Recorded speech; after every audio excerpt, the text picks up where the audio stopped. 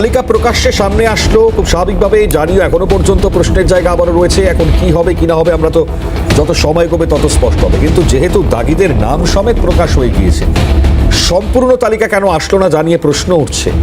ঠিক এই জায়গা থেকে দাঁড়িয়ে আজকে যারা দাগি হিসেবে চিহ্নিত তারাও আজকে বলছেন যে আমি যে দাগি তার কি প্রমাণ। আজকে এই জায়গাটাও প্রশ্নের আকারে চলে আসছে। তো সেক্ষেত্রে দাঁড়িয়ে সর্বমোট পরিস্থিতি যে জায়গায় গিয়েছে তাতে স্বাভাবিক, কারণ এখনো পর্যন্ত যারা শিক্ষকের তালিকায় সেখানে শাসক দলের নেতা নেত্রী, কাউন্সিলর থেকে বিধায়কের মেয়ে, পুত্রবধূ, আজকে যারা রয়েছেন এই জায়গায়, এটা তো প্রশ্ন উঠছে বারবার যে শাসক দল কেন জড়িত এক্ষেত্রে বারবার। আমি ঠিক এই জায়গায় অনির্বাণদার কাছে আসবো। অনির্বাণদা, কেন এই ছবিগুলো দেখতে হবে আজকে? দেখুন, এখানে যারা যারা এই বাতিলের তালিকায় যাদের নাম রয়েছে এবং যারা রাজনৈতিক প্রভাব দুষ্ট, সেটা যে দলেরই হোক, আপনারা যদিও শুধু তৃণমূলের নামই বলছেন, এখানে বিজেপি নেত্রীর নামও এসছে, এরকম খবরও আমি দেখেছি।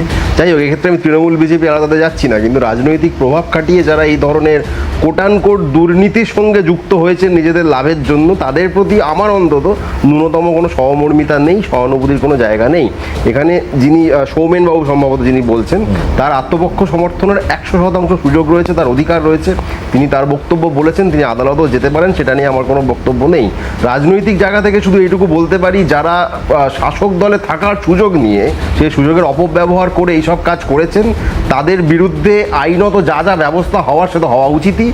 দলীয় স্তরও যা যা ব্যবস্থা হওয়ার, পার্থ চ্যাটার্জিকে 6 দিনের মাথায় বহিষ্কার করা হয়েছে। আমার ধারণা এদেরকেও, যারা পদাধিকারী, তাদের বিরুদ্ধে নিশ্চিতভাবে কেন হচ্ছিল না দাদা এতদিন ধরে তালিকা প্রকাশ? সুপ্রিম নির্দেশ না আসলে পরে তো তালিকায় প্রকাশ হবে। তালিকা, দেখুন, তালিকা প্রকাশটা সুপ্রিম নির্দেশেই হতে হবে, কারণ মামলাটা হাইকোর্ট থেকে সুপ্রিম কোর্টে ট্রান্সফার হয়েছিল, সেখানে চলেছে। সেখানে আদালত নির্দেশ না দিলে হঠাৎ করে প্রকাশ্যে তালিকা প্রকাশ করা যায় না। এখানে শামীমদা, মানে আমাদের আইনজীবী শামীমদা একটা অদ্ভুত মজার কথা বললেন যে বিচার হবে জনতার আদালতে। ভালো কথা। এবার জনতার আদালতেই যদি বিচার হবে, তাহলে শামীম দাদা আপনি কেন হাইকোর্টের আদালতে, সুপ্রিম কোর্টের আদালতে গিয়ে ঘোরাফেরা করেন? আপনি জনতার আদালতেই ঘুরে বেড়াতে পারতেন। মামলাটা যখন হাইকোর্ট বা সুপ্রিম কোর্টে হচ্ছে, বিচার তো সেখানেই হবে। সেইখানে পার্টিসিপেট যারা করছেন তারা তাদের মতো করে হলফনামা দাখিল করবেন। রাজনৈতিকভাবে আসলে যেটা শামীমদা বলতে চেয়েছেন যে এটা রাজনৈতিক ফায়দা, এটা আমরা বা বিজেপি তুলতে পারবো কিনা সেটা জনতা বিচার করবে, এটার সঙ্গে আমি একমত। এটা জনতাই বিচার করবেন, তারা তাদের মতো করে যা বিচার করার করবেন, কারণ তারা আসলে জানেন যে সবচেয়ে বেশি অযোগ্য, দাগি ইত্যাদির যে অভিযোগ একটা সময় প্রধান বিরোধী দল বিজেপি করেছে, সেই ব্যক্তিটি বা জেলাটির নাম পূর্ব মেদিনীপুর, ব্যক্তিটির নাম শুভেন্দু অধিকারী।